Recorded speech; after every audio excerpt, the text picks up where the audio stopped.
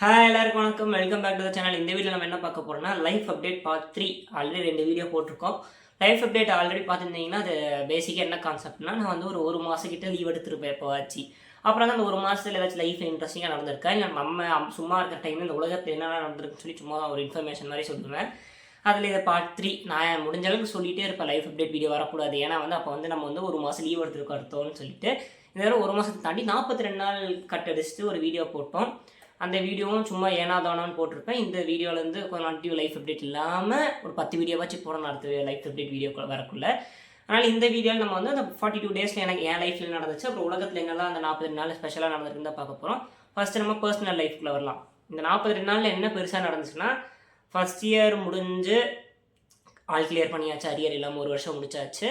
இப்போ வந்து அந்த செமஸ்டர் லீவ் முடிஞ்சு செகண்ட் இயரே ஆரம்பித்து ஒரு 20-30 நாள் 25 நாள் ஒர்க்கிங் டேஸே முடிஞ்சுன்னு நினைக்கிறேன். அதில் எப்படின்னா இந்த 25 நாளில் வந்து பெருசாக சொல்கிற மாதிரி ஒன்றும் பெரிய பெரிய ஈவெண்ட்டில் எதுவும் நடக்கலை. ஸ்டார்டிங் வந்து யோகா டேக்கு யோகா ஒன்று வச்சாங்க. அப்புறம் வந்து ஒரு இண்டஸ்ட்ரியல் விசிட் போயிட்டு வந்தோம், அங்கே நல்லா இருந்துச்சு. அது வந்து இந்த டோருக்கு விண்டோஸ்க்கெலாம் ஃப்ரேம் ஒர்க் பண்ணுவாங்கள்ல, அது அந்த கம்பெனிக்கு போயிருந்தோம். அங்கே சிலது நல்லாவே இருந்துச்சு, கற்றுக்கிட்டோம் சிலதெல்லாம். அதில் பார்க்கும்போது பெரிய ஸ்டெப்ஸுன்னு எதுவும் இல்லை, ஒரு 3 ஸ்டெப்பு காமிச்சாங்க, பார்த்தா ஃபைனல் ப்ராடக்டே வந்துடுச்சு. அதனால் அது பெரிய ப்ராசஸாக இல்லாமல் ஒரு சிம்பிளான ப்ராசஸாக முடிஞ்சிச்சு. அப்புறம் பார்த்தா ஃபஸ்ட் இயருக்கும் இந்த செகண்ட் இயருக்கும் என்ன பெரிய வித்தியாசமாக தெரியுதுன்னா, எனக்கு வந்து ஃபஸ்ட் இயரில் 2 செம்லேயுமே வந்து அக்கௌண்ட்ஸ் ஒன்று மட்டும் தான் சம் போடுற மாதிரி இருந்துச்சு, மீதியெல்லாம் தியரியாக இருந்துச்சு. நம்ம 11th 12th காமர்ஸு எக்கனாமிக்ஸ்ன்னு படித்ததுலேருந்து டீப்பாக ஒரு டாப்பிக்காக எடுத்து பெருசாக வச்சுருந்தாங்க. எப்படின்னா மேனேஜ்மெண்ட்டுக்குன்னு தனியாக ஒரு இருந்துச்சு, அப்புறம் வந்து எக்கனாமிக்ஸ் ஒன்று தனியாக அப்படி இருந்துச்சு, பிஸ்னஸ் ஆர்கனைசேஷன் சொல்லி தனித்தனி சப்ஜெக்ட் இருந்தது. அதில் எல்லாம் கலந்து நம்ம 11th 12th படித்தனால கொஞ்சம் கொஞ்சம் ஈஸியாக இருந்துச்சு. செகண்ட் இயரில் என்ன தெரியுமா பிரச்சனையாக இருக்குது, டாக்ஸேஷன் சம் போடணும், ஹையர் ஃபைனான்ஷியல் அக்கௌண்டிங் சம்மு போடணும், பிஸ்னஸ் ஸ்டாட்டிஸ்டிக்ஸ் எங்களுக்கு வந்து ஸ்டாட்டு தனியாக இருக்குது. அதில் பார்த்தா இப்போ இதுக்கு செகண்ட் யூனிட் போயிட்டுருக்கு. அதில் பார்த்தீங்கன்னா ஒரு 50-60 ஃபார்முலாஸ் வருது செகண்ட் யூனிட்டில் மட்டும். அதுவே தலை குழப்புது. அதனால் 3 சம் போடுறது வந்துடுச்சு. அது போக இங்கிலீஷ் கொஞ்சம் ஈஸியாக தான் இருந்துச்சு, ஏன்னா போன தடவை கம்யூனிகேஷன் பற்றி படித்தோம், இதுலேயும் பிஸ்னஸ் கம்யூனிகேஷன் இருக்கலாம், கொஞ்சம் அதை பேலன்ஸ் பண்ணிக்கலாம்னு நினைக்கிறேன். தமிழ் போன தடவை வந்து போயமு கதை அந்த மாதிரிலாம் இருந்துச்சு. இந்த தடவை கதைலாம் இருக்குது, ஆனால் வந்து அந்த போயம் எதை பற்றினா பக்தி, கடவுள் பக்தின்றாங்க. நம்மளுக்கு தமிழும் கொஞ்சம் கஷ்டம்தான், கடவுள் பக்தியும் அவ்வளோ இல்லை, ரெண்டுமே சேர்ந்து வரும்போது ஒரு பிடிக்குது. இப்போதைக்கு அதில் வந்து ஒரு பாட்டு சும்மா சொல்லி கொடுத்தாங்க, அதிலே வந்து சூப்பராக புரியுது, நம்மளுக்கு நல்ல குழப்பு எடுக்குது. அதே சமயம் நம்மளுக்கு அந்த கடவுளை பற்றி அதிகமாக படிக்கணும்னு ஆசை இல்லாதனால இன்ட்ரெஸ்டிங்காகவும் தெரிய மாட்டேங்குது. போக போக இன்ட்ரெஸ்டிங் ஆகலாம், அது இனி போக போக கிளாஸில் தான் தெரியும். மற்றபடி பார்த்தா ஈவெண்ட் படி பார்த்தா காலேஜில் வந்து இப்போ தான் ஆரம்பித்து ஒரு 25 டேஸ் ஆகிருக்கு. ஃபஸ்ட் இயர்ஸ் இப்போ தான் வந்திருக்காங்க. இப்போ தான் வந்து பிஜி படிக்கிறவங்களாம் வந்தனால இப்போதைக்கு பெரிய ஈவெண்ட் எதுவும் நடக்கலை. யோகா டேன்னு ஒன்று இருந்தனால யோகா ஒரு மேம் வந்து சும்மா பேசிக்கான யோகா டிப்ஸ்லாம் கொடுத்தாங்க, ப்ரீத்திங் எக்ஸசைஸு, இந்த போஸ்டர் எக்ஸசைஸ்க்கெலாம் சொல்லிட்டு போனாங்க. அப்புறம் வந்து நாங்கள் எங்கள் first years ice breaking session வச்சோம். அது வந்து சில கேம்ஸ் நல்லா இருக்குனாங்க, சில கேம்ஸ் போர் அடிக்குதுனாங்க. அது எங்களுக்கே தெரியும், ஏன்னா நாங்கள் ஃபஸ்ட் இயராக போகும்போது எங்களுக்கு அதே மாதிரி ஃபீலிங்காக தான் இருந்துச்சு. மெயினாக என்னென்னா என்ன சொல்கிறாங்கன்னா, எங்களை விட ஃபஸ்ட் இயர்ஸ் வந்து சீக்கிரம் வீட்டுக்கு ஓடிடுறானுங்களாம்மா, லஞ்ச்லேயே பாதி பேர் காணாமல் போயிடுறாங்களாம்மா. நாங்கள் மட்டும்தான் ஃபஸ்ட் இயரில் ஓரளவுக்கு கிளாஸில் இருந்திருப்போம் போல். அதனால் எங்களை விட கொஞ்சம் அட்வான்ஸ்டாக இருக்கானுங்க இவங்க வீட்டுக்கு போகிறதுல. போக போக அது புரியும், அட்டனன்ஸ் லைட்டாக பிடிப்பானுங்க, அதெல்லாம் இருக்குது. அப்புறம் வந்து இன்னொரு இப்போ ரீசெண்டாக நடந்த விஷயம்னு பார்த்தா, என் லைஃப்பில் வந்து எனக்கு ரொம்ப பிடிச்ச ஃபிலிம்ஸில் இப்போ வந்து டாப் 5ல் வந்து மெய்யழகன் இருக்குது. அதோட புக்கு இருக்குதுன்னு தெரிஞ்சவரை நான் என்ன தெரியுமா பண்ணேன், ஆர்டரை போட்டேன். 3 டேஸில் வரும்னு சொன்னோடனே இப்போ சண்டே வீடியோ ரெக்கார்ட் பண்ணிட்டு இருக்கேன், சாட்டர்டே வந்துச்சு. தெரியுதா, மெய்யழகன் புக்கு வந்திருக்கா. இதை வந்து நான் இப்போ லைட்டாக படிக்க ஆரம்பிச்சிருக்கேன். இதில் எப்படின்னா படிக்க அந்த சீன் வந்து என் மண்டைக்குள்ளே அப்படி கண்ணு முன்னோடனே வராங்க. என்னது அந்த ஃபஸ்ட் எடுத்தோடனே அந்த அழுதுகிட்டே கோயிலில் இருக்கிற சீனு, அந்த யானை கூட பேசுகிற சீனில் அப்படியே மண்டைக்குள்ளே லைட்டாக படிக்க வருது. இப்போ தான் வந்து எந்த சீனுக்கு வந்திருக்கேன்னா, அது பேர் என்ன, அந்த வீடை விட்டு போய் கடைசியாக வந்து அவங்க அப்பா வந்து அவங்க தம்பிக்கிட்டையும் அப்புறம் வந்து அந்த ஊரில் இருக்கிறவங்கிட்ட சொல்லிட்டு போவாங்களே ஊரை விட்டு போகிறதுன்ட்டு, அந்த பக்கத்து வீட்டுக்காரங்கிட்ட அந்த சீனில் இருக்கேன். இனிமேல் தான் வந்து தலைவன் வந்து தங்கச்சி கல்யாணத்துக்காக வர சீன்லாம் வரும். அது வந்து கற்று நம்ம இன்ட்ரெஸ்டிங்காக இருக்குன்னு நினைக்கிறேன், ஏன்னா கார்த்தியோட என்ட்ரி வந்துடும். இதில் என்னென்னா நம்ம படத்தில் வந்து கார்த்தியோட பேரே சொல்லியிருக்க மாட்டாங்களா. நான் என்ன நினச்சேன்னா இதில் சரி எல்லா படம் பார்த்தவங்க தான் புக்கு படிக்க போகிறாங்க, அதனால் மெய்யழகன்னே போட்டுருவாங்களான்னு பார்த்தா இதில் வந்து அரவிந்த் சாமி கேரக்டருக்கு அருள் கரெக்டாக போட்டிருக்காங்களா. இங்கே வச்சு உங்களுக்கு தெரியும்னு நினைக்கிறேன். அதே வந்து சரி நான் வாயிலே சொல்கிறேன். கார்த்தியோட கேரக்டருக்கு என்ன பண்ணியிருக்காங்கன்னா எதுவுமே படம் அவன் போட்டிருக்காங்க. இதுலேயே கொஞ்சம் ஃபஸ்ட் டைம் படித்தவங்களுக்குலாம் படமே பார்க்காதவங்களுக்குலாம் இன்ட்ரெஸ்டிங்காக தெரியும். கடைசியில் வந்து அத்தான் அப்படின்னு வரது போகிறதுலாம் நல்லாயிருக்கும்னு நினைக்கிறேன். ஏன்னா வந்து Meiyazhagan what a beautiful movie. சரி நம்ம லைஃப்பில் வந்து பேசிக்காக இதான் நடந்திருக்கு. காலேஜ் போயிருக்கோம், சோம்பேறித்தனம் வளர்ந்துருக்கு, முடி லைட்டாக வளர்ந்துருக்கு, இப்போ தான் கொஞ்சம் தாடி மீசில் ஓரளவுக்கு செட் ஆக ஆரம்பிச்சிருக்கு. இந்தளவுக்கு தான் நம்ம வாழ்க்கையில் டெவலப்மெண்ட். பெருசாக வேறு எதுவும் டெவலப்மெண்ட் இல்லை. நம்ம மெய்யழகனை பற்றி பேசும்போது அப்படியே நம்ம சினிமா செக்ஷனுக்குள்ளே வந்துடலாம். இப்போ வந்து நம்மளுக்கு அடுத்த பிடிச்ச விஷயமான சினிமாவுக்குள்ளே வரும். சினிமாவுக்குள்ளே பார்த்தா இந்த 1.5 மாதம் கிட்ட ஆயிடுச்சுல, 42 டேஸ்னால் 1.5 மந்த்ன்ற ரஃபாக வச்சுக்கலாம். இதில் வந்து நிறைய நம்ம தமிழ் இண்டஸ்ட்ரி மூவிஸ்லேயும் இந்தியன் இண்டஸ்ட்ரி மூவிஸை விடவே இங்கிலாந்து ஹாலிவுட் சீரீஸில் ஹாலிவுட்டில் வந்த படங்கள் தான் அதிகமாக பார்த்த மாதிரி ஞாபகம் இருக்குது. ஒன்று வந்து பேக் ரூம்ஸ், அது நல்லாவே இருந்துச்சு. ஏன்னா வந்து நம்ம கேம் ஆல்ரெடி விளையாண்டுருக்கோம், பேக் ரூம்ஸ் நிறைய பேர் விளையாண்டு பார்த்துருக்கோம். அதில் இருக்கிற அந்த கிளாஸ்ட்ரோஃபோபிக், அதாவது வந்து அடைஞ்ச இடத்துல இருக்கிற மாதிரி ஒரு ஃபீலிங் கொண்டு வந்தாங்க. அது முடிஞ்ச அளவுக்கு எவ்வளோ நல்லா பண்ணணுமோ நல்லா ப்ராக்டிக்கலாக கொண்டு வர முடியுமோ பண்ணாங்க. அப்புறம் இப்போதைக்கு 2026 இருக்கிற பிக்கஸ்ட் ஹிட்டுன்னு எல்லோரும் என்ன சொல்கிறாங்கன்னா அப்சஷன். அது வந்து ஒரு சின்ன குச்சியை உடச்சனால என்னென்ன பிரச்சனைகள் வருதுன்னு சொல்லி ஒரு கதை உருவாக்கியிருக்காங்க. அது சூப்பரான கதையாகவே இருந்துச்சு. பெஸ்ட் எக்ஸாம்பிள், சின்ன பட்ஜெட், நல்ல இன்ட்ரெஸ்டிங்கான ஸ்டோரி, நல்ல கரெக்டாக ஆடியன்ஸ் பிடிச்சிங்கன்னா பெரிய லாபம் அடிக்கலான்ட்டு. ஏன்னா வந்து அது கிட்டத்தட்ட 1000% கிட்ட ப்ராஃபிட்டுன்றானுங்க. அப்போ எவ்வளோ சம்பாதிச்சிருக்குன்னு பாருங்கள். இன்னொரு பக்கம் இப்போ நம்ம அப்புறம் ஷீப் டிடெக்டிவ்ஸ் பார்த்தா அது நல்லா இருந்துச்சு. மேக்ஸிமம் புது படத்தை பார்த்ததை விட பழைய படமே ரீவிசிட் பண்ணதான் அதிகமாக போச்சு. கண்டு கொண்டேன் மறுபடியும் ஒரு 2 தடவை பார்த்துட்ருக்கேன். குட்டி படம் பார்த்த மறுபடியும் அந்த மாதிரி ரிப்பீட்டடாக தான் அதிகமாக பார்த்தேன்.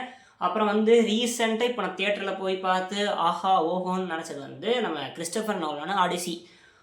எதனால் எனக்கு ஃபஸ்ட்டு டவுட் இருந்துச்சுன்னா, தலைவன் வந்து சிஜே விஎஃப்எக்ஸ்லாம் அதிகமாக யூஸ் பண்ணாத ஆள். அந்த ஆள்கிட்ட போயிட்டு 7 அடி மனுஷங்க, அப்புறம் அந்த 40 அடிக்கு ஒரு பொசைடனோ பையன்னு சொல்லிட்டு ஒரு மான்ஸ்டரை காமிக்கிறது, அப்புறம் வந்து விச்சஸாக காமிக்கிறது, இல்லைன்னா வந்து ஒரு பறக்கிற அனிமலை காமிக்கும் போதெல்லாம் வந்து தலைமை இதை எப்படி உருவாக்குவான்னு சொல்லி எல்லாத்துக்கும் ஒரு க்யூரியாசிட்டி இருந்துச்சு. ஆனால் அது முடிஞ்ச அளவுக்கு எவ்வளோ ப்ராக்டிக்கலாக கொண்டு வர முடியுமோ தலைவன் பண்ணியிருக்கேன். அது படம் பார்க்கும் போது நான் நினச்சேன் சரி கொஞ்சம் சிஜியை பண்ணியிருப்பார், முதல் தடவை கிறிஸ்டோஃபர் நோலான் தாண்டி வந்திருக்காரு. ஆனால் படம் பார்த்து முடிச்சோன்னே நம்ம இன்ஸ்டாகிராம்காரன் என்ன நினைப்பான், சரி இந்த படம் பார்த்துருக்கேன், இந்த ரீல்ஸ் நிறைய சஜஸ்ட் பண்ணுவாங்க. அப்போ தான் தெரியுது 90% தலைவன் வந்து எவ்வளோ ரியலாக பண்ண முடியுமோ பண்ணிவிட்டு வெறும் 10% தான் இந்த விஎஃப்எக்ஸு சிஜிஐயில் யூஸ் பண்ணிப்போம் போல். சாமி, கிறிஸ்டோஃபர் நோலான் வந்து படம் என்னதான் ப்ராஃபிட்டபுளாக இல்லைனாலும் அது செலவு பண்ணுறது கரெக்டாக கொண்டு வந்துடுறான். இதுக்காக தான் செலவு பண்ணியிருக்கேன், இது என்னால் பண்ண முடியும், நான் காமிக்கிறேன்னு சொல்லிவிட்டு அதுக்கு ஒரு ஜஸ்டிஃபிகேஷன் கொடுத்துட்றாரு. அதனால் கிறிஸ்டோஃபர் நோலானுக்கு ஒரு கைத்தட்டல். நம்ம கைத்தட்டல் கொடுக்குறதுலாம் பிரச்சனையே இல்லை, ஏன்னா வந்து உலகமே அவர் படத்தை பார்த்து வியந்து பார்க்குது. அப்புறம் வந்து பல போராட்டங்களுக்கு அடுத்து நம்ம ஜனநாயகன் ரிலீஸ் ஆகி நல்லா ஓடிட்டுருக்கு. நான் இனி பார்க்கல, இனிமேல் தான் பார்க்கணும். விஜய் ஃபேன் சொல்லிட்டு இனி பார்க்காம சுற்றிட்டு இருக்கேன், பார்க்கலாம். அது போக வந்து நெக்ஸ்ட்டு வந்து ஸ்பைடர்மேன் பிராண்ட் நியூ டே. இன்றைக்கி டேட் வந்து 26, நம்ம இந்தியாவில் 30 ரிலீஸு. 26 தான் புக்கிங் ஓப்பன் பண்ணியிருக்கேன். அதுவும் நான் கரெக்டாக எப்போனா ஒரு 5 மணிக்கு பார்த்தேன். 5 மணிக்கு நம்ம கோயம்புத்தூர்லேயே ஒன் ஆஃப் த குட் தியேட்டரில் கேஜி இருக்குது, அந்த இதில் மட்டும்தான் ஓப்பன் பண்ணியிருக்கேன். அதுவும் 3 ஷோ, ஒரு நாளைக்கு 3 ஷோ மாதிரி போட்டுருந்துச்சு. இனி நிறைய இடத்துல ஓப்பனே பண்ணல. 3 நாளில் ஒரு பிரம்மாண்டமான படத்தை வச்சுக்கிட்டு இனி ஓப்பன் பண்ணாமல் இருக்காங்க. அது காரணம் ஜனநாயகன் அது இதுன்றாங்க. ஆனால் Spiderman has its own value. அதனால் வந்து அதுக்கு டக்குன்னு ஓப்பன் பண்ணிங்கன்னா ஒரு செஷன் ஜனநாயகன் பார்த்துட்டு அப்படியே ஸ்பைடர்மேன் போய்ட்டு ஒரே நாள் 2 படத்தை பார்த்துடலான்னு ஒரு ஐடியாவில் இருக்குது. அதுக்கு பட்ஜெட் ரெடி பண்ணணும், காசு இருந்துச்சுன்னா ஓடிடலாம். அது போக வந்து இப்போ வந்து நேஷ்னல் அவார்ட்ஸ்ன்னு சொல்லிட்டு ஃபன்னி திங்ஸ் பண்ணிட்டு இருக்கானுங்க. இவனுக்கு வந்து இந்தியாவில் எதுவுமே உருப்படிகளைன்னு சொல்லி காமிக்கிறதுக்கு இது ஒரு விஷயமா போச்சு. மெயினாக தமிழில் best film of 2024 is Raayan. எனக்கு ஒரு டவுட், ராயன் வந்து ஒரு நல்ல கதை தான்.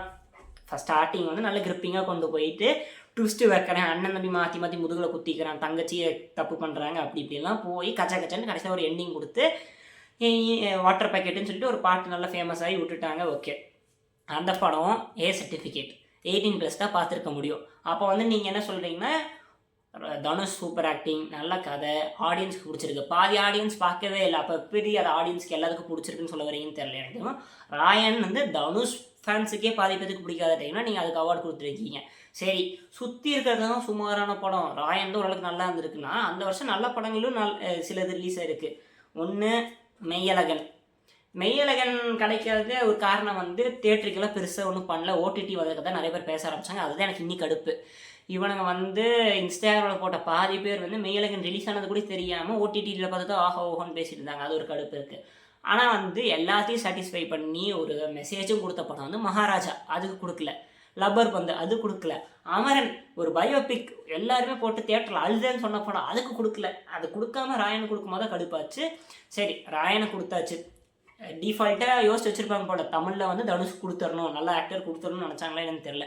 மறுபடியும் நீங்கள் கேப்டன் மில்லருக்கு தனுஷுக்கு மறுபடியும் கொடுக்குறீங்க. எத்தனை வருடம் கொடுப்பீங்க ஒரு ஆளுக்கு? நல்லா நடிக்கிறான்னா அந்த வருஷம் என்ன பார்த்து நடிச்சிருக்கான்னு பார்த்து கொடுக்கணும். சரி, தனுஷ்னாலே நல்ல ஆக்டர் தான், நம்ம நல்ல கதையாக தான் இருக்கும், கொடுத்துடலான்னு சொல்லி கொடுத்தா இந்த கலா மாஸ்டர் பாய் கூசாமல் நாங்கள் 400-500 படம் பார்த்தோம். ரொம்ப கஷ்டமாக இருந்துச்சு. அந்த 500 படத்தில் இந்த மாதிரி ஒரு 5-6 படம் வந்துச்சு. அப்போ எத்தனை படத்துக்கு நீங்கள் கொடுத்துருக்கணும்? அது போக நீங்கள் ராயனுக்கு தான் கொடுத்துருக்கீங்கன்னா நீங்கள் ஆல்ரெடி யோசிச்சு வச்சுருக்கீங்க இந்த ஆளுக்கு தான் கொடுக்கணுன்ட்டு. படம் பார்க்குறீங்களோ இல்லையோ.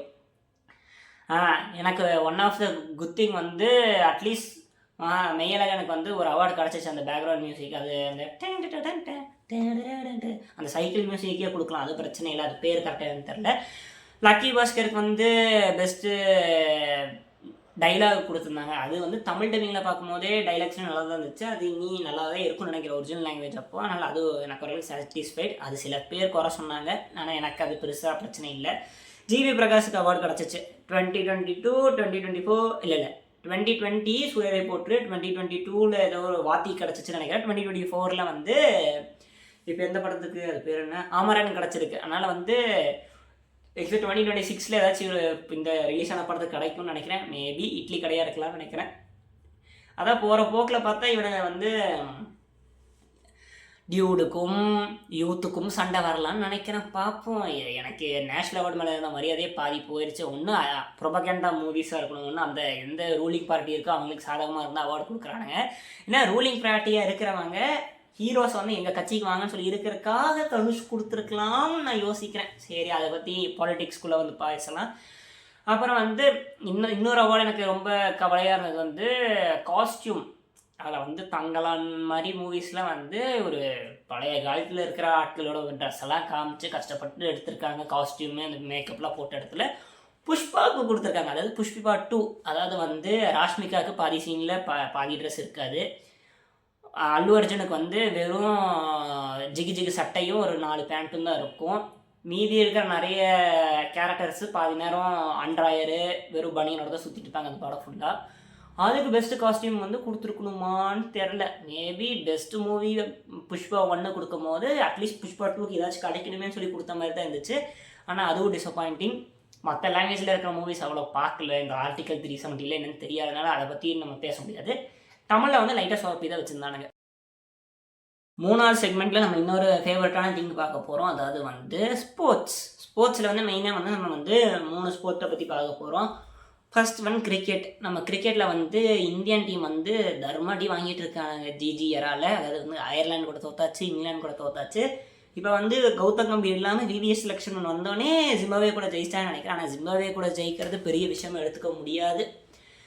ஆனால் வந்து பார்த்தாலே தெரியுது இந்தியன் பிக்சர்ஸை தாண்டி வெளியே எங்கே உண்மையாக சொன்னால் ஏஷியன் கான்டினென்ட்டில் அந்த கண்டிஷன்ஸில் ஓரளவுக்கு வளர்றானுங்க. அந்த ஃபாரின் இங்கிலாந்து மாதிரி சேனா கண்ட்ரீஸில் போகும்போது இந்தியா என்னதான் ரோஹித் சர்மா விராட் கோலி ஓடிஐயில் வந்தாலும் அங்கேயும் திணறாங்கன்னு சொல்லி தெரியுது. அதனால் வந்து ஐபிஎல் ஒரு 2 மாதம் வந்து 300, 270 அடிக்கணும்னு ஆசைப்பட்டு வெளியே போய் தோக்க ஆரம்பித்தாங்கன்னா ஃப்யூச்சரில் வந்து அவங்களுக்கு நாசமாக போகும். இதில் பார்த்தா இந்தியாவுக்கு ஈக்குவலாக ஆஸ்திரேலியா வந்து ஒரு சீரீஸ் பண்ணானுங்க பங்களாதேஷ் கூட. அங்கே போய் ஒரு தர்மடி வாங்கினாங்க. அதை பற்றி நம்ம பேச வேண்டாம். அப்புறம் வந்து பிக் பேஷோட ஃபஸ்ட் மேட்ச் வந்து சென்னையில் நடக்க போது ஒரு நல்ல விஷயம். ஆனால் வந்து போவானான்னு தெரில, போனால் நல்லாயிருக்கும்.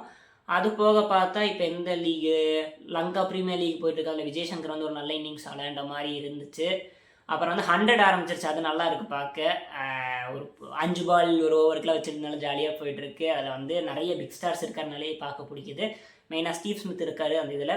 இப்போ தான் வந்து இது முடிஞ்சிச்சு, என்னது சான் ஃப்ரான்சிஸ்கோவில் எம்எல்சி முடிஞ்சு அது முடிஞ்சோடனே நம்ம வந்து 5 ஸ்டார் இருக்கா, அந்த 5 ஸ்டார் வாங்கி கொடுத்த கோச்சை 3 டீம்லேருந்து சேக் பண்ணிட்டாங்க. நிறைய பேர் கிரிட்டிசைஸ் பண்ணலாம், ஸ்டீவன் ஃபிலிமிங்கில் ஒரு ஆளே இல்லை, தோனி தான் அப்படின்ட்டு. ஆனால் இருந்தாலும் ஒன் ஆஃப் த பங்காக இருந்ததுக்கு தேங்க்யூ. இதுக்கு மேலே உங்களால் டெவலப் பண்ண முடியல. ஆல்ரெடி 3 இயர்ஸ் நம்ம வந்து சென்னையில் 2024, 25, 26 3 சீசன் ஆயிடுச்சு. பெருசாக குவாலிஃபையே ஆகலை அந்த 3 வருஷம். பாட்டம் ஆஃப் த டேபிளில் வேறு நான் முடிக்கிறோம் எல்லா இதுலேயும். அது போக SA20, எம்எல்சி ரெண்டுத்துலேயுமே வந்து நம்மளுக்கு பெரிய விஷயம், பெருசாக அச்சீவ்மெண்ட்னு சொல்கிறதுக்கு ஒன்றும் இல்லை. செமிஃபைனல்ஸ் போகிறதே பெரிய விஷயமாக தான் இருந்துச்சு. 6 டீம் இருக்கும்போது அட்லீஸ்ட் குவாலிஃபை ஆகிருந்தோம். இப்போ இந்த வருஷம் அந்த SA20 வந்து குவாலிஃபை கூடிய ஆகலைன்னா, இல்லை எம்எல்சியில் குவாலிஃபை ஆகக்கூடிய ஆகலைன்னா அது ஒரு பிரச்சனை தான். இப்போ வந்து புது ஹெட் கோச்சாக ஹேமந்த் பதானியா போகிறதா பேசிகிட்டு இருக்காங்க. அதாவது வந்து ஃபாரின் ஹேமந்த் பதானியை வெளியே விட்டுட்டு இந்தியன் ஸ்டீஃபன் ஃபிலமிங்கை போடுற மாதிரி ஒரு விஷயத்தை பார்க்குறோம். மேபி நல்லா தான் முடியாமலே போகலாம். இன்னொரு ரூமர்ஸ் வந்து தோனி வந்து இப்போ அதிகமாக கோச்சிங் பண்ணுறதுக்கு வாய்ப்பு இருக்குது, அதனால் வந்து தோனியை ரிலீஸ் பண்ணிட்டு அவர் ஹெட் கோச்சாக வரலன்னு சொல்லிட்டு இருக்காங்க. இன்னொரு பக்கம் வந்து யூடியூப் சேனலில் அஸ்வின் ரெடியாக இருக்கார். கூப்பிட்டிங்கன்னா பவுலிங் கோச்சோ மெயின் கோச்சோ ஹெட் கோச்சோ நான் வந்துடுறேன், என் கூட பிசி டாக் வந்துடுவார் அப்படி இப்படின்னு. பிசி டாக் அவர் பேர் என்ன, பீடாக கூப்பிடுறேன்னு சொல்லி ரெடியாக இருப்பார் போல். அது ஒன்று. ஃபுட்பாலில் பார்த்தா வேர்ல்டு கப் முடிஞ்சிச்சு, அது போன வீடியோலேயே பார்த்துருப்போம். ஸ்பெயின் வந்து சூப்பராக விளையாண்டு அன்டிஃபிட்டடாக போயிருக்காங்க. மெயினாக வந்து இருக்கிறதுலே கம்மியான கோல் விட்டுருக்காங்கன்னு நினைக்கிறேன் வேர்ல்டு கப்லேயே. இல்லை வேர்ல்டு கப்லேயே தான் தெரில, ஆனால் இந்த இதில் அவங்க தான் கம்மியாக கோல் விட்டுருக்காங்க. அடித்தது கம்மி தான், ஆனால் கரெக்டான டைமில் அந்த எக்ஸ்ட்ரா டைமுக்குள்ளே போகிறக்குள்ளே ஒரு கோல் அடிச்சிடுறாங்க. மிக்கல் மெரினா மாதிரி ஆட்கள் போர்ச்சுகலை வெளியே அனுப்பிச்சு விட்டான். ஆல்ரெடி சொன்ன மாதிரி ரொனால்டோ ரிட்டையர்மெண்ட்டு நினைக்கிறேன், நெய்மார் ரிட்டையர்டு, மாட்ரிச் ரிட்டையர்டு, நிறைய லெஜண்ட்ஸ் ரிட்டையர் ஆகிருக்காங்க. மெஸ்ஸி கடைசியாக தோதுறதுக்கு அழுகாரு. இனி இந்த ரிட்டையர்மெண்ட் ஸ்டேட்மெண்ட் எதுவும் வரல. மேபி ரொனால்டோ மாதிரி இல்லைனாலும் இன்னொரு வேர்ல்டு கப் புஷ் பண்ணலாம்னு நினைக்கிறேன். ஏன்னா ரொனால்டோக்கெலாம் 45 மேபி 1000 கோல் ஏம் பண்ணிட்டு அதை வச்சுட்டு அப்படியே கிளம்புறது தான். இன்னொன்று வந்து நான் வந்து டென்னிஸ் ஒரு 2-3 மேட்ச் மட்டும் அந்த செமிஃபைனல்ஸ் ஃபைனல்ஸ் பார்த்து அதில் வந்து சின்னர் கடைசியில் ஜெயிச்சிட்டாரு. ஏன்னா இப்போதைக்கு சின்னருக்கும் ஆல்கரஸா அவர் பேர், அவங்க 2 பேருக்குள்ள தான் பெரிய போட்டின்னு நினைக்கிறேன். பெருசாக மீதி எல்லாரும் பெருசாக வர மாதிரி தெரில. ஒன்று அல்கரஸ் ஜெயிக்கிறாரு, இன்னும் வந்து சின்னர் ஜெயிக்கிற மாதிரி தான் அந்த விம்பிள்டனில் போயிட்டுருக்கு, டென்னிஸில் போயிட்டுருக்கு. மற்றபடி அப்புறம் ஸ்போர்ட்ஸ்லேயும் பெருசாக இல்லை. நம்ம சப்போர்ட் பண்ணுற டீமில் தர்மடி தான் வாங்கிட்டு இருக்கு. நம்ம வந்து ஐபிஎல்லில் மறுபடியும் கம்பேக் கொடுக்கலாம். ஸ்போர்ட்ஸு சினிமாவும் நம்மளுக்கு இம்பார்ட்டண்ட்டாக இருந்தாலும் அதை விட ரொம்ப நம்ம உலகத்துக்கு தேவையானது கரெக்டான பாலிட்டிக்ஸ். அது நம்ம இந்தியாவில் இருக்கானா 99% இல்லை. மேபி 1 or 2 லீடர் ஒரு ரூமில் பார்த்தா ஒரு 100 பேர் இருக்காங்கன்னா, ஒரு கட்சியில் 100 பேர் வின் பண்ணியிருக்காங்கன்னா ஒரு 4 பேர் நல்லவனாக இருப்போம். இந்த 96 ஆஃப் த பீப்புள் ஒன்று தெரியும் ஆனால் வந்து கரப்டடாக இருப்பாங்க. இன்னொன்று தெரியாமல் அப்பங்காசு தாத்தா பேர் என் ஜாதி பேருன்னு சொல்லிட்டு ஜெயிச்சவனாக தான் இருப்பான். அதனால் இந்தியன் வேர்ல்டு பாலிட்டிக்ஸே சும்மாரு, அதில் இந்தியன் வந்து இன்னி ட்ரைனேஜ் லெவலில் தான் இருக்குது. இப்போ வந்து ரீசெண்டாக இந்த சிஜேபி இந்த காங்கிரஸ் ஜனதா பார்ட்டி வந்து எஜுகேஷன் மினிஸ்டருக்கு எதிராக வந்து வாய்ஸ் அவுட் பண்ணி ஒரு ப்ரொட்டஸ்ட் நடத்தினாங்க. அது வந்து டீசெண்டாக ஒரு 25 days முடியும் பெருசாக பூம் ஆகாமல் டீசெண்டான ஒரு ப்ரொட்டஸ்ட் போயிருந்துச்சு. 26, 27, 28 அந்த டேயில் வரும்போது போலீஸை இறக்கி அடிதடி பண்ணி பாய்சன் கேஸ்லாம் வீசி அந்த டியர் கேஸ் எக்ஸ்பயர்டெலாம் போட்டனால அது ஒரு பாய்சனாக மாறி எல்லாத்துக்கும் கஷ்டம் உருவாக்கி அப்படி இப்படி போயிட்டு இருந்துச்சு. இப்போ ரீசெண்டாக அந்த நியூஸ் படி பார்த்தா அந்த ஃபார்மர் எஜுகேஷன் மினிஸ்டர் ரிசைன் பண்ணால சொல்கிறேன் பண்ணிவிட்டு இப்போ புது எஜுகேஷன் மினிஸ்டரை போட்டிருக்கேன்னு சொல்லி எல்லாம் இப்போ நியூஸில் பெருசாக ஜாலியாக பேசிகிட்டு இருக்காங்க. ஒரு பக்கம் யூத் வந்து நீங்கள் வேஸ்ட்டுன்னு சொன்னீங்க, ஒரு காக்ரோச்னு சொன்னீங்க, ஆனால் அவங்களால ஒரு ப்ரொட்டஸ்ட் உருவாக்கி உங்களோட மினிஸ்ட்ரியில் இருக்கிற ஒருத்தரை வந்து கொஷின் பண்ணுறாங்க. டீசெண்டான ப்ரொட்டஸ்ட் பண்ணிட்டு இருக்காங்க. ஆஸ் அ டெமோக்ராட்டிக் நேஷனாக நம்மளுக்கு வந்து அது எல்லா உரிமையும் இருக்கும், அதில் எந்த பிரச்சனையும் இல்லை. அண்ட் நீங்கள் என்ன பண்ணியிருக்கீங்க, போலீஸை வச்சு தடுக்கலாம். மேபி அவங்க ஏதாச்சும் வைலன்ஸாக பண்ணும்போது அது பண்ணாமல் இருக்கிறதுக்கு இல்லை ஏதாச்சும் ஒரு டேமேஜ் இல்லாமல் இருக்கும்போது நீங்கள் அட்டாக் பண்ணுறது ஓகே. அது முடியுமே அவங்க பெருசாக எதுவும் ஓஹோன்னு வந்து எதுவும் வைலன்ஸாக அவங்க பண்ண மாதிரி தெரியல. நீங்களாக தான் ஆரம்பித்து லத்தி சார்ஜ் பண்ணுறது தப்புன்னா அதில் நெயில்ஸ் வச்சு ரத்த வரலாக்கு அடிச்சிருக்கீங்க, அது ஒன்று. அப்புறம் வந்து போலீஸோட மெயின் இதே என்ன, ஒன்று ஸ்டார் இருக்கணும், இல்லை இங்கே பேர் போட்டிருக்கணும், இங்கே வந்து அந்த என்னென்னமோ வச்சுருப்பீங்களா ட்ரெஸ்ஸில் அந்த பேர் கூட இல்லாமல் போய் அடிச்சிருக்கீங்கன்னா அப்போ என்ன, இது வந்து பிகில் படத்தில் அந்த ஸ்டார்டிங் சீனில் வரும்ல, கூட்டத்தை கலைக்கிறதுக்காக ரவுடிஸ் எல்லாம் போலீஸ் மாதிரி இறக்கி விடுறது, அது மாதிரி தான் பண்ணியிருப்பீங்களோன்னு நிறைய பேருக்கு சந்தேகம் வருது. அது பண்ணியிருப்பீங்கன்னு நிறைய பேர் ப்ரூஃபோட காமிச்சிருவானுங்க போல். ஆனால் வந்து at the end of the day நீங்கள் என்ன யோசிச்சிருப்பீங்கன்னா, என்ன நம்ம தான் வந்து இப்போ ரூலிங் பார்ட்டியாக இருக்கோம், நம்ம மினிஸ்ட்ரியிலேருந்து ஒருத்தர் தூக்கிட்டா நம்மக்கிட்ட ரியல் பவர் இருக்கானே யோசிக்க ஆரம்பிச்சிருவோன்னு சொல்லி தான் அவனை இத்தனை நாள் தள்ளி போட்டிருக்காங்க. இப்போ ப்ரெஷர் தாங்க முடியாமல் தான். ஏன்னா வந்து எல்லா பக்கம் ஃபஸ்ட்டு வந்து அந்த டெல்லியில் மட்டும் இருந்த ப்ரொட்டஸ்ட் வந்து கொஞ்சம் கொஞ்சம் பூமாக நார்த்தில் ஆரம்பித்து சவுத் மட்டும் எல்லா பக்கம் ப்ரொட்டஸ்ட் ஆனதுக்கு உங்களுக்கு ப்ரெஷர் ரொம்ப தாங்க முடியாமல் தான் நீங்கள் அவரை ஃபார்மர் எஜுகேஷன் மினிஸ்டர் ரிசைன் பண்ண வச்சுருக்கீங்க. அவராக ரிசைன் பண்ணிட்டார், விடுங்க. ஆனால் வந்து இந்தியா வந்து ஓட்டு போட்டு தானே ஜெயிக்க வைக்கிறாங்க. ஓட்டு போடல நீங்களே பவருக்கு வந்திருக்க முடியாது. அப்போ இங்கே வந்து ட்ரூ பவர் யாருக்கு இருக்குன்னா சிட்டிசன் இல்லை வந்து ஒரு ஓட்டர்கிட்ட தான் இருக்குது. நீங்கள் அவங்க சொல்கிறதே கேட்காம நான் தான் பெரிய ஆள், என்கிட்ட தான் ரூலிங் பவர் இருக்குதுன்னு சொல்லிட்டு ஆடினீங்கன்னா ஒரு நாள் உங்களையும் தூக்கலாம். நீங்கள் மெயினாக ஜெயிக்கிறதுக்கு காரணம் வந்து நீங்கள் நல்லது பண்ணிட்டீங்க அப்படி இப்படின்லாம் இல்லை. உங்களோட குறிப்பிட்ட கேஸ்ட் இல்லை உங்கள் குறிப்பிட்ட ரிலிஜியன் வச்சு தான் நீங்கள் ஜெயிச்சிட்ருக்கீங்க. அது வந்து கூடிய சீக்கிரம் மக்கள் இப்போவே வந்து நிறைய இடத்துல வந்து ஹிந்து, முஸ்லீம், கிறிஸ்டியன், சீக்குன்னு எதுவும் பார்க்காம இந்த ப்ரொட்டஸ்ட்டுக்கு வந்து மாறி மாறி ஹெல்ப் பண்ணிட்டு இருந்திருக்காங்க. அது கொஞ்சம் கொஞ்சமாக பூமாங்க இந்த கேஸ்ட்டை வச்சு ஜெயிக்கிறவன், ரிலீஜனை வச்சு ஜெயிக்கிறவனை தாண்டி நல்ல மனுஷன் ஜெயிக்கிறதுக்கு வாய்ப்பு இருக்குது. இல்லை நல்ல அந்த பாலிடிக்ஸ் புரிஞ்சவன் ஜெயிக்கிறதுக்கு வாய்ப்பு இருக்குது. இனி அது கொஞ்சம் வருஷம் டேக் எடுக்கும். ஏன்னா நாங்கள் எங்கள் யூத்துக்குள்ளேயே இப்போ நிறைய பேர் வந்து அந்த ஜாதி கொடிகளும் ஜாதி சிம்பிள்களையும் இன்ஸ்டாகிராமில் வச்சு சுற்றிட்டு கொலை பண்ணிட்டு இருக்கிற ஆட்கள் இருக்காங்க. போக போக இனி நாங்கள் கொஞ்சம் தெளிவாயிட்டோம்னா நீங்கள் எல்லோரும் கஷ்டப்பட ஆரம்பிச்சிங்கன்னா நீங்கள் இப்போலேருந்தே பழகிக்குவாங்க நல்லதாக இருக்கிறதுக்கு. அது சென்ட்ரலில் நடந்துச்சு. இப்போ நம்ம சவுத்தில் நடந்த நம்ம தமிழ்நாட்டில் நடந்த பாலிடிக்ஸ் படி பார்த்தா இங்கே வந்து பல வருஷமாக சொல்கிறது வந்து பேன் நீட், அதாவது நீட்டே இருக்கக்கூடாதுன்னு சொல்கிறது. இன்னொரு பக்கம் வந்து நார்த்தில் நடந்தது ஃபேர் நீட் நடத்துங்க, அது எல்லாத்துக்கும் யூஸாக இருக்குது. ஆனால் வந்து அது கரெக்டாக நடத்துங்க. இந்த பேப்பர் லீக்கு, திருட்டுத்தனமாக போய் அடுத்தவங்க எழுதுறது அதெல்லாம் நடத்தக்கூடாதுன்னு சொல்லி அங்கே போராட்டிருக்காங்க. ரெண்டுத்துக்கும் பெரிய டிஃப்ரென்ஸ் இருக்குது. ஆனால் பேசிக்காக இப்போ நடந்த ப்ரொட்டஸ்ட் வந்து நீட்டை வந்து கரெக்டாக நடத்துங்கன்னு தான் போயிட்டுருக்கு. இவனுங்க என்ன பண்ணுறாங்கன்னா டிவிகே வர்சஸ் டிஎம்கேன்னு சொல்லிட்டு இங்கே புது பிரச்சனையை உருவாக்குறாங்க. ஸ்டூடெண்ட் வந்து இங்கே ப்ரொட்டஸ்ட் பண்ணும்போது அங்கே போயிட்டு டிஎம்கேக்காரங்க டிவிகேவை கலாய்க்கிற மாதிரியும் டிவிகேயில் இருக்கிறவங்க டிஎம்கேவை கிரிட்டிசைஸ் பண்ணுற மாதிரி தான் போயிட்டுருக்கு. அந்த நீட்டு பிரச்சனையை தாண்டி இப்போ யார் பெஸ்ட்டாக இருக்காங்கன்னு மாதிரி இங்கே கத்துறானுங்க. அது மெயினாக வந்து ஜென்சி டிஎம்கேவா அவங்களாம் வந்து மக்களை கிரிட்டிசைஸ் பண்ணியிருந்தாங்க. அங்கே ப்ரொட்டஸ்ட்டில் இருக்கிறவங்களே வந்து இவங்க வந்து நீட்டுக்காக பேசாமல் அவங்க கட்சிக்காக பேசுகிறாங்க. இதே மாதிரி தான் எல்லோரும் வந்து அவங்க கட்சிக்காக பேசுகிறாங்களே வெளியே எங்களுக்கு யாரும் ஹெல்ப் பண்ணுற மாதிரி தெரியல. ஸ்டூடெண்ட்ஸை தாண்டி இவங்க கட்சியை வளர்க்குறதா பார்க்குறான்னு சொல்லிட்டு அங்கே இருக்கிற ஸ்டூடெண்ட்ஸே நிறைய பேர் கிரிட்டிசைஸ் பண்ணியிருக்காங்க. அப்போ வந்து நீங்களும் வந்து மக்களுக்காக பண்ணாமல் சரி இப்போ வந்து ஒரு புது கட்சி வந்துருச்சு நம்ம அவங்களுக்கு எதிராக பேசி நம்ம மறுபடியும் வரணும். அந்த புது கட்சி என்ன நினைக்கணும்னா நாங்கள் பழைய கட்சியை எதிர்த்து நாங்கள் இப்போ பெஸ்ட்டாக இருக்கோம்னு சொல்லி காமிக்கிறோம் தான் பார்க்குறது. ஏன் மக்களுக்காக எதுவும் பண்ணுற மாதிரி தெரியல. இப்போ விஜய் வந்து ஜெயிச்சதுக்கு ஒரு 2 months ஆயிடுச்சுன்னு இங்கே நிறைய நெகட்டிவ், அந்த கரண்ட் பிரச்சனை, அந்த பிரச்சனை. இப்போ வந்து கன்னியாகுமரியில் ஏதோ பெரிய ப்ராஜெக்ட் பண்ணுறாங்க, அதனால் பொல்யூட் ஆக போகுது, தண்ணி எல்லாமே வேஸ்ட் ஆக போகுதுன்னு சொல்கிறாங்க. இன்னொரு பக்கம் பார்த்தா பாசிட்டிவ் விஷயமும் வந்திருக்கு. இப்போ பஸ்ஸே இல்லாத இடத்துல பஸ் விட ஆரம்பிச்சிருக்காங்க. உண்மையாக சொன்னால் கரப்ஷன் வந்து முன்னாடி இந்த விட இல்லைன்னே சொல்ல முடியாது, ஆனால் வந்து கம்மியாக இருக்குது. யாராச்சும் வாங்கினாங்கன்னா அதுக்கேற்ற மாதிரி பனிஷ்மெண்ட்டும் கொடுக்க ஆரம்பிச்சிருக்காங்க. அம்மா உலகத்தில் வந்து என்னதான் விஜய் ஜெயலலிதாவுக்கு பதிலாக அவங்களுக்கு பதிலாக விஜயோட ஃபோட்டோ வச்சுருந்தாலும் டீசெண்டாக நீட்டாக நடத்துகிறாங்க. ஹாஸ்பிட்டல்லாம் க்ளீனாக இருக்குன்னு சொல்லி வந்திருக்காங்க. நெகட்டிவ் 50% இருக்குன்னா பாசிட்டிவ் 50% வந்துருச்சு. ஆனால் வந்து அதை அப்படியே டெவலப் பண்ணுறதை விட்டுட்டு இவங்க வந்து மறுபடியும் டிஎம்கேவை குறை சொல்கிற மாதிரியும் டிஎம்கே டிவிகேவை குறை சொல்கிற மாதிரியும் மக்களுக்கு எதுவும் பண்ணாத மாதிரியே கடைசியில் ரிஃப்ளெக்ட் ஆகுது. அதான் இப்போ நான் சொல்கிறேன், நீங்கள் உங்களுக்குள்ளேயே சண்டை போடும் போது பெருசாக தெரியாது. இப்போ வந்து கர்நாடகாவில் இருக்கிற மினிஸ்ட்ரி வந்து நாங்கள் டேம் கட்டுறோம்னு சொல்லி வரும்போது நீங்கள் உள்ளே அடிச்சுக்கிட்டு இருந்து ரொம்ப இருந்து ரொம்ப அடிச்சுக்கிறதுனா வேலிடான ரீசன்ஸ் வச்சு அடிக்காமல் சும்மா ஏனோதானோன்னு திட்டுறது வழியுமா ஒரு யூஸும் இல்லை. வெளியேந்தோ சென்ட்ரல்லேருந்தோ ப்ரெஷர் வரும்போது இங்கே அப்போ வந்து தமிழ்நாடு இல்லாமல் போகிறதுக்கு வாய்ப்பு இருக்குது. அதுதான் அவங்களோட பிளானாக இருக்கும். நீங்கள் வந்து பாலிடிக்ஸை கரெக்டாக பண்ணுங்க, உங்கள் பர்சனல் விஷயத்தில் தாண்டி.